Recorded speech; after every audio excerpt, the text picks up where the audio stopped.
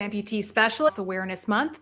Today is day 12. So I put a teaser question up on the post and I said, what is the most important part in the recovery of an amputee after limb loss?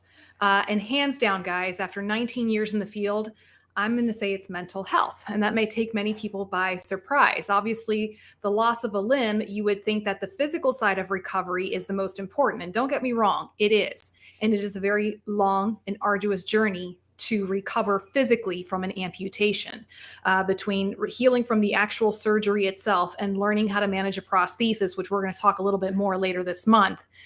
It is an extremely challenging and difficult recovery process. Okay. But the most important part is mental health. And I speak from both professional and personal experience. I am a very recent breast cancer survivor, and I was diagnosed when I was in my early mid 30s with 4 young children. And obviously going through the process of surgeries and chemotherapy was extremely grueling on my body. But the mental recovery from this and the shock and the trauma of realizing that I had cancer and that this was going to be a part of me for the rest of my life was something that required a lot of help. And this is something that I've advocated a lot more for my amputee patients. And, we spoke a lot about this on my last show, so I won't delve too much into it.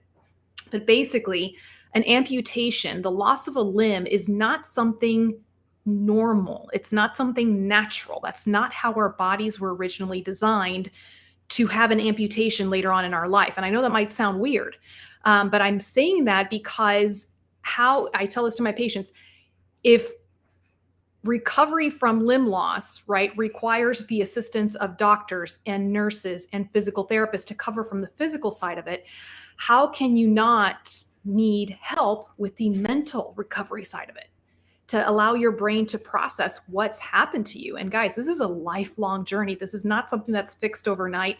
And for some folks, it takes years to do this. And the good news is we're having a lot more awareness about these mental health needs in our society as a whole today. And you see a lot more folks talking about it. I know in my own profession, because of the fact that we work for so long periods of time with our patients, we see more of the psychological effects of the trauma that they've been through. So guys, for me, when an amputee comes to see me, I'm not a psychologist, I'm not a psychiatrist, but I am trained to identify certain red flags that indicate a person is struggling with their mental health. I always recommend that someone have someone in their life, and that can be in the form of a support group, like the one I'm going to go talk to in a few minutes.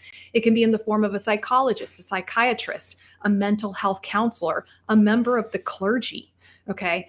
And thankfully, we have organizations like the Amputee Coalition that provide certified peer visitors to help new amputees and even older amputees make this transition. Okay. So guys, this is one of those things where, our bodies were not meant to go through this process, and we need help in all aspects of our life in recovering from these traumas in our life, whether it's cancer or limb loss. All right, guys, this is 30 Days Live for Limb Loss Awareness Month, day 12. I'll see you tomorrow for day 13.